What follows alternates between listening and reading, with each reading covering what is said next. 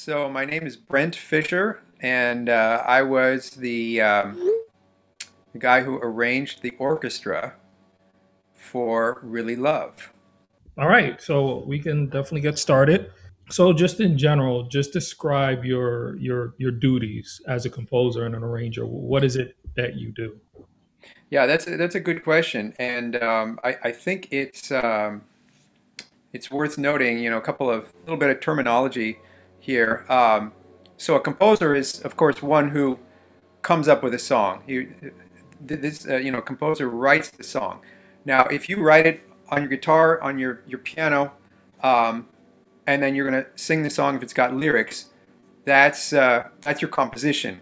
If you want to make that composition so that it can be played by other people, in other words, if you want to figure out what are you going to have a guitar player play, a bass player, a drummer, everything like that, that's arranging, and that's arranging the song, right? So my duties as a producer, composer, arranger are varied according to the project. Now, I've been in the music industry for a long time, worked for a lot of different artists over the years, and I've done everything from like in the case of Really Love, I produced the orchestral recording session.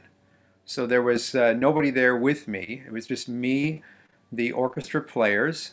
A lot of people also, refer to this sometimes as strings because it's mainly strings playing. But I also had a wind instrument and a brass instrument there. If you really want to get technical about it, this was a chamber orchestra because it's basically one player per part, as opposed to, a big section where all the violins are kind of playing the same thing in unison. These were separate people that I had in there doing the job with me. So my duties in this case were to be responsible for everything that integrates my creative vision with D'Angelo's creative vision as far as adding the orchestra to his tracks. And so he sent me those tracks, and they were basically the way I like to get it from clients, which is they send me the stuff as close to the final mix as they can get it without the orchestra being present. And at that point, I can sort of complement, and I mean that as, not compliment with an I, as in, saying, oh, that's cool. Complement with an E.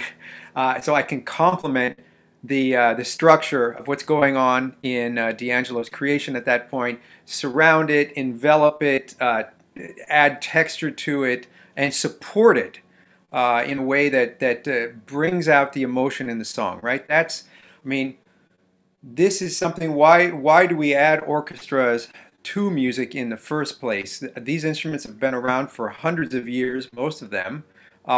They will be around, after all of the different synthesizer patches and drum samples and loops and beats and everything become outdated and people are into something else. Those orchestra instruments will still be there. And so they help to add a timeless quality to the music. And also, the great horn work Roy Hargrove did. That's just adding to the timeless nature of the music. Awesome, awesome. Well, and you mentioned working with D'Angelo and receiving music and trying to complement his vision. Can you speak to just how was it working with him? Just communicating, collaborating on what he envisioned for the song, what you envisioned for the song, and putting that together. So we were approached by some of his representatives, like I said, in 2010. Heard the version of the song that he had it at that point in 2010, and just was blown away by it. Couldn't wait to get started. But then, of course, he needed a few more years to continue to, let the song evolve in his head. It was my first time working with him at that point, and I've actually never met him in person. So we've talked on the phone, but never met him in person. But I would imagine that he comes up with ideas kind of in a similar way that I do. You just kind of let the music play in your head. It's just going over and over in your head, and it doesn't matter what you're doing. If you're driving to the grocery store, or if you're in the shower, or whatever, you're just waking up in the morning. As that song plays in your head, then kind of new ideas pop in. You never know where those are going to come from. They just come out of nowhere, and so I knew that he needed time to do that, and so he did. And then in towards the end of 2012, uh, we got in touch again, and he said, "Okay, I'm ready to send it to you now." And at that point, we had this great long conversation on the phone. It was equally as much, talking about the song and what he would like for it. As much of we were talking about that, we were also talking about, he wanted to know about when my dad and I used to work for Prince and what was going on with the recording sessions, what the method was for how we did stuff there. And it's very interesting that the way this project ended up working out is basically like we did it for Prince too. I mean, it was a little bit different circumstances. So Prince, way back in 1986, he was supposed to come to the first session that we were going to do for him, adding orchestra. My father and I. That was for the Parade album, and for whatever reason, he couldn't make it.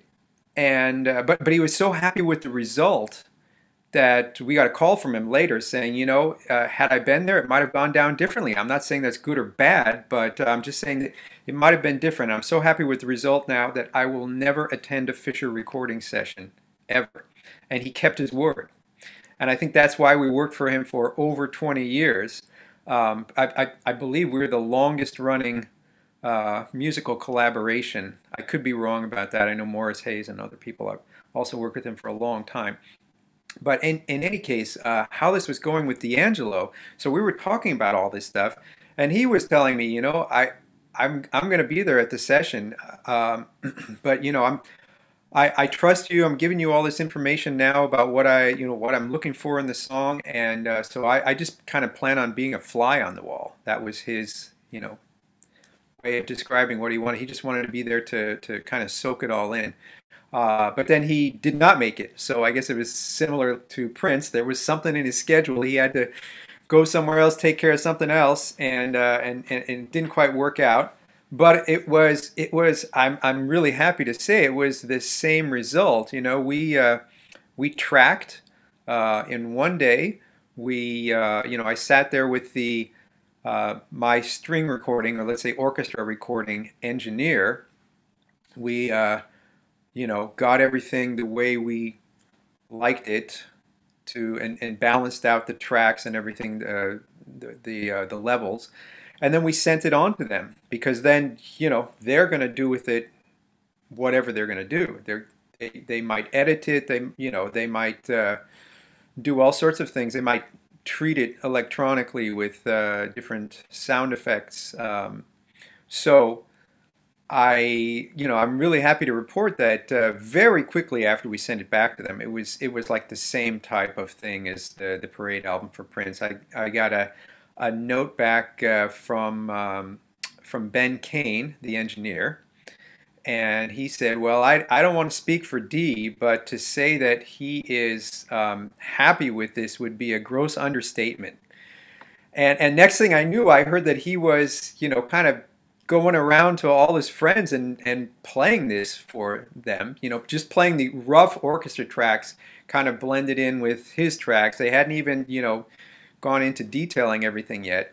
And if I'm not mistaken, it was the reason that I got then the call from Questlove to do a whole album, like adding orchestra onto 5 songs for Questlove and the Roots album that they do with Elvis Costello, Wise Up Ghost.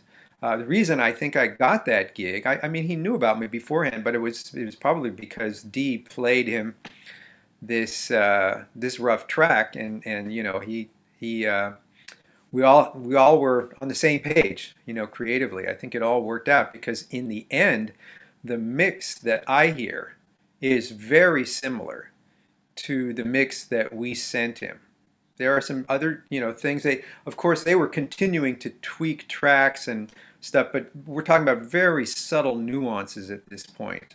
Stuff that really just, I don't even know if anybody besides the composer or the engineer or maybe the band member would really hear these differences. But it's those, it's that fine polish that you add on to stuff at the end of a creation that just really makes it shine that much more brightly and makes it stand out. Well, yeah, let's get into the song in itself. So you talked about the creation and how it was put together in your relationship with D'Angelo. Can you speak in regards to really love when you were composing it? What were some of the influences, and how did you arrange? How did the arrangement and composing of that song come about in your head? How did that translate into the track? Yeah, and that was a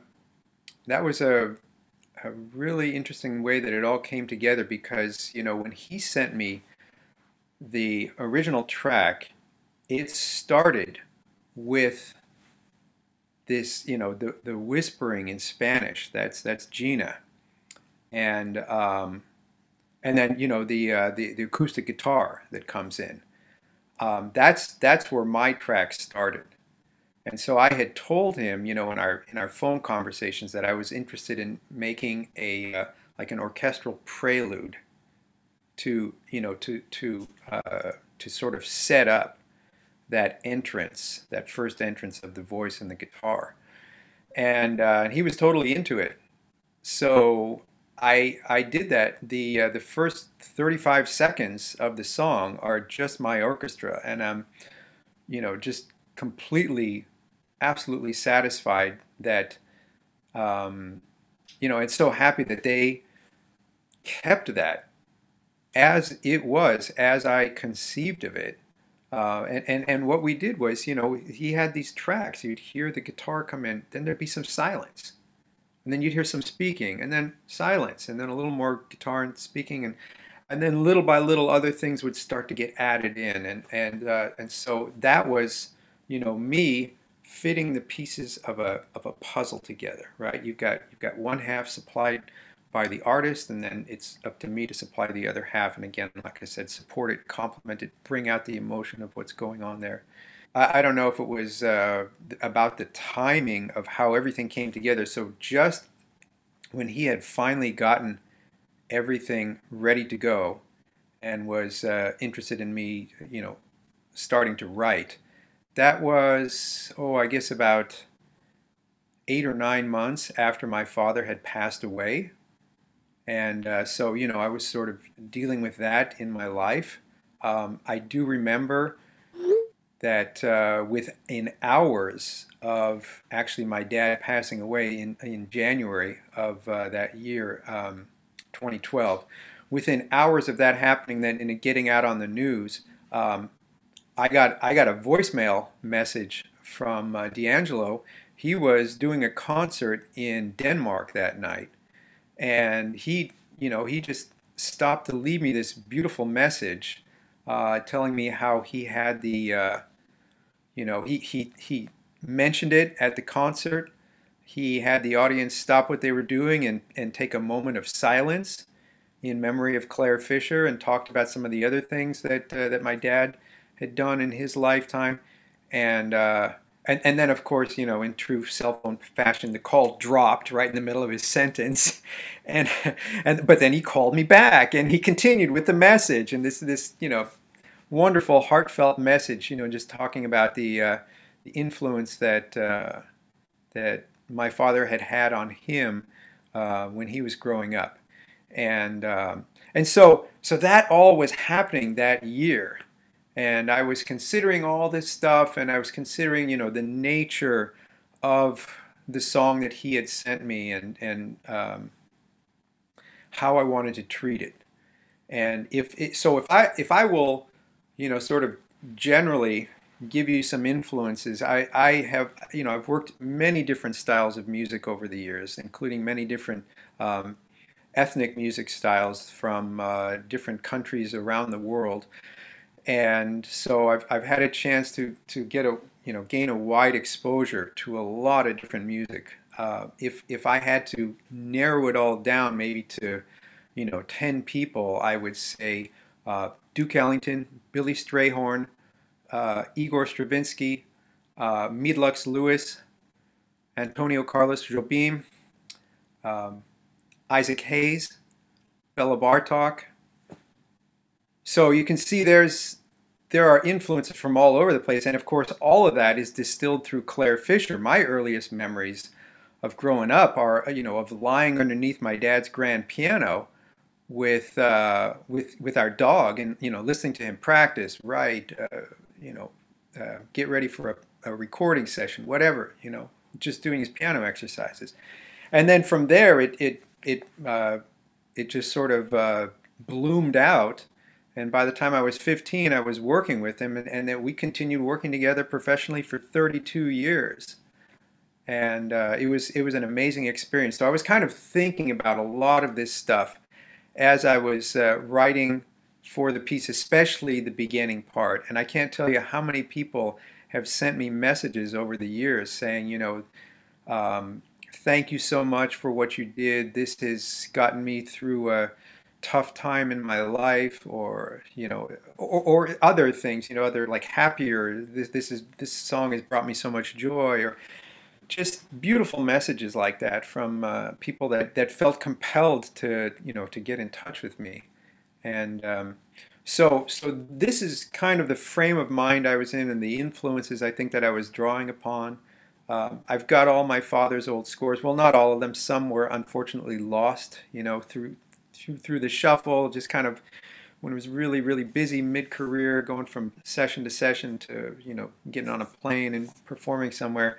Some things were lost, but I've got a lot of great material here to look at, and not even, it doesn't even matter about the genre of that other material. Creativity, raw creativity transcends any genre. It exists outside of genre, and then it can be focused and sort of molded to fit into a genre.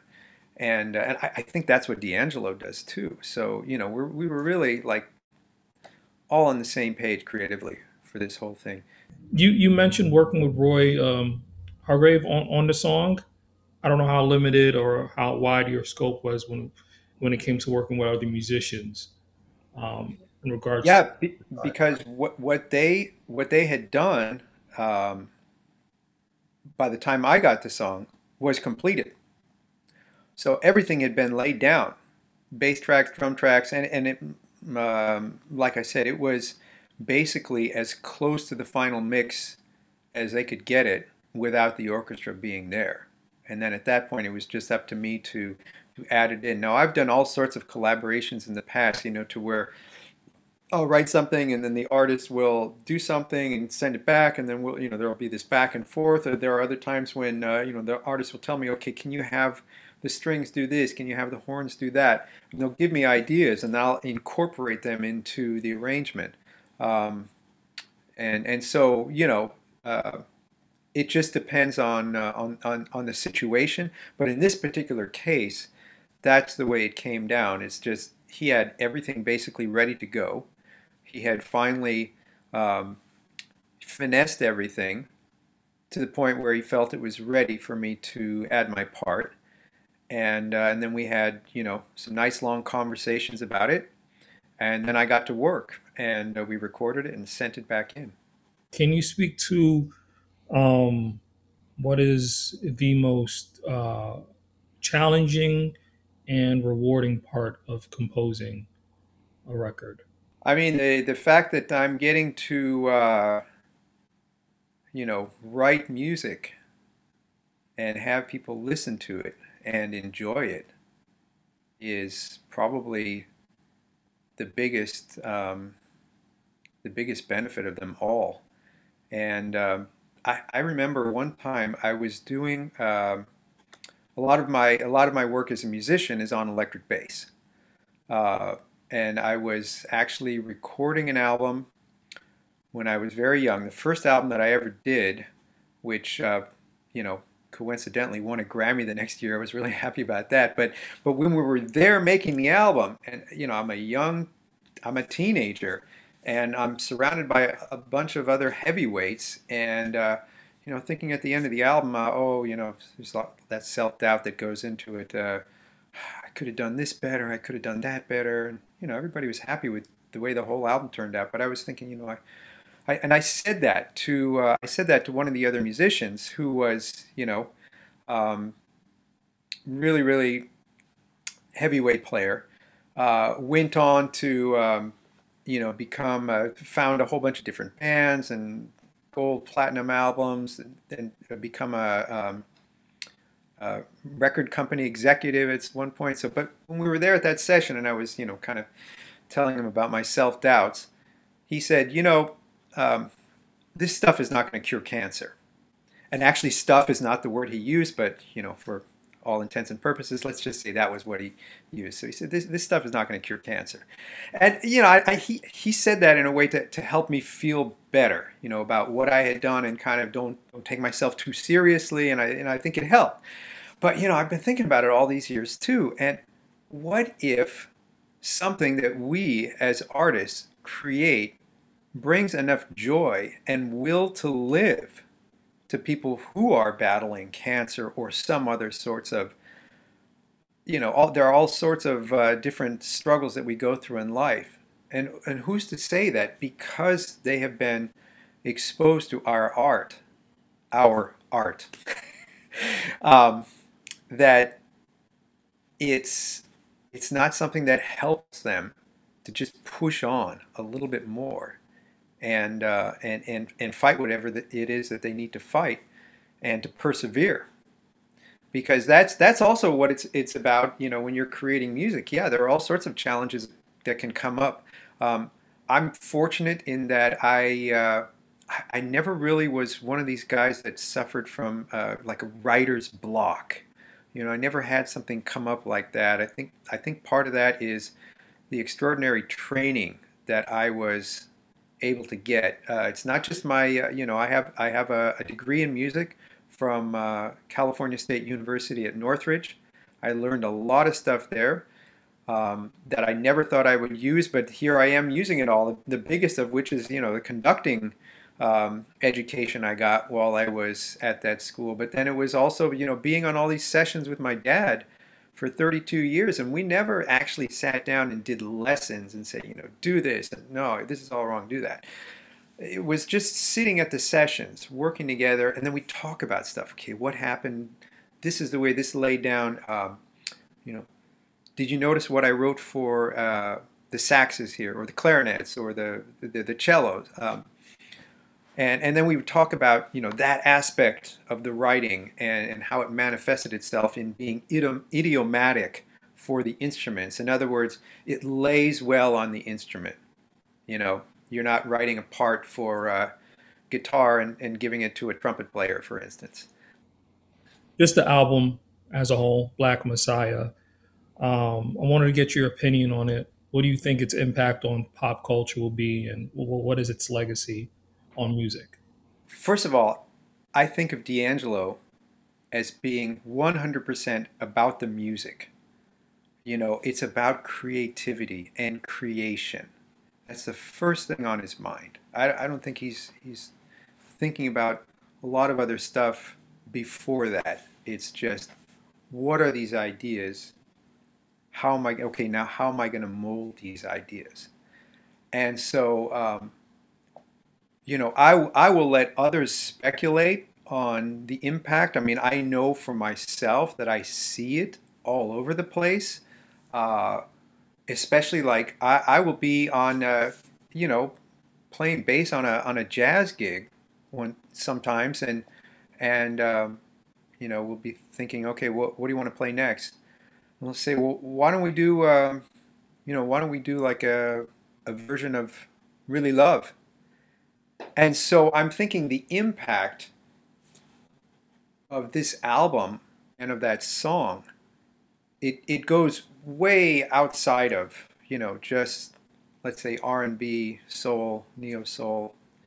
I believe we had, D'Angelo and I had a conversation, I think, right before the album came out. And, it was that time in between when I finished my arrangement and then 2 years later when actually the album was released, and I was, again thinking, okay, what's, when is it going to be released? I was like the rest of the world, basically, right? When is it going to be released? And I was talking to him and I said, we're all waiting. And he said, yeah, we got a few more tunes on the operating table right now, but we're almost there. And he said, I'm gonna try and send you one more. And I think Sugar Daddy was the one that we talked about. Unfortunately, I think all the powers that be kind of they came to him and they said, look, man, this album is ready. Let's release it. And so that didn't get to happen. Maybe if there's like a 20th anniversary uh, remix, we can do an orchestral remix, right? And I can add some orchestra on to Sugar Daddy later on, or some of the other tunes. But yeah, I think the staying power of this album is great. I think it's also it's a kind of I don't want to get really down on things here, but it's a sort of a commentary on the music industry in general, that this album has not quite gone gold or platinum yet. And I don't think it's because it's not popular and people aren't listening to it. It's just the way the world works with streaming. Um, things are just not calculated the way they used to be. And I always make the point whenever I am performing myself, or let's say emceeing an event, I always, tell our audiences, I say, look, streaming music is a great tool. It helps you discover new things. There's no way you could, be exposed to all that just by going to a record store or something like that. And yes, they still do exist. There are not as many of them, but there are still some out there. Um, but anyway, streaming is a great tool, but it's not the ideal way to listen to music. What you're doing when you're streaming music is you're hearing the audio equivalent of a grainy black and white newspaper photo. It's like that. Whereas when you are listening to an LP, which that's the way I prefer to listen to Black Messiah, uh, or a CD. When you're listening to an LP or a CD, the audio equivalent now is like a high res video or a high resolution photograph or something in beautiful color with everything there, and you can really get into forgive me for being kind of like, music is part art, math, and science. And so when I look at music and I study music and the things that interest me, I'm interested in the quality of the sonic architecture. And so that's what I'm dealing with here when I'm talking about, how what my favorite songs are on the album. That may be looking at it from a totally different standpoint than other people are looking at it. But this is phenomenal sonic architecture. And to do justice to it, you need to listen to it in a way that will allow you to perceive as much of that beautiful sonic architecture as you possibly can. D'Angelo did something, let's say, no, I mean, not just him, D'Angelo and the Vanguard did something with this song that I haven't seen done anywhere else. I could be wrong about this. I'm no, walking encyclopedia of music history, but as strange as it may seem, because I'm always stuck on listening to the music that I happen to be working with at that time, and so a lot of some stuff can get missed sometimes. But what happened there at the part where the orchestral prelude sort of blended into the beginning with all the guitar and the vocal stuff, and then finally where we see the entrance of the band. That I would say was the most challenging minute because, or the most challenging moment, because the band didn't, count off and then all of a sudden just come in and the groove is right there and solid. They kind of just eased on into it. I don't know how to describe it any other way. It just kind of like evolved organically from this primordial audio soup that was kind of floating around at the time, and so the beat doesn't solidify right away. It takes 2, 3, 4 seconds for that to happen, and that just blew me away. the way it just kind of, because then all of a sudden you don't, at first you're like, whoa, what is this? And then you feel the beat, and then you can, you know, tap your foot and get everything going with it. And that was just amazing. And so for me, the challenge is, okay, I'm conducting an orchestra here. I got, you know, a chamber orchestra. I got 7 people that are watching me. And when I put my hand down, they're going to start playing. And so I got to be able to cue them. And normally everything we cue is mostly on time. So it was just a question of I worked it out in the arrangement so that right before the band comes in, I cued the orchestra to hold this really thick, deep chord. And that happens while the band is solidifying the rhythmic structure.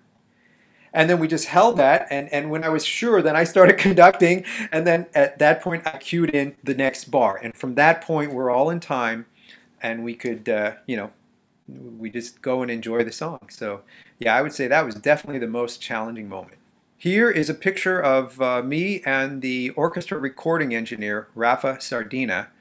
We're listening back. Now, at this point, we've done a couple of takes. And then I'm going back into the control room here. You can see, if you see my cursor here, so I'm reading along on the score. Okay, Rafa's got his notes there about what we've been dealing with, all the things that we've been doing as we've been recording the takes. There are some parts, individual parts for the individual musicians, and so we're listening back, and you know, we're going over, okay, what happened here, what happened there, and how are we going to address this if there's something that I wasn't quite happy with yet creatively, and so that's going through that. That's a picture of that.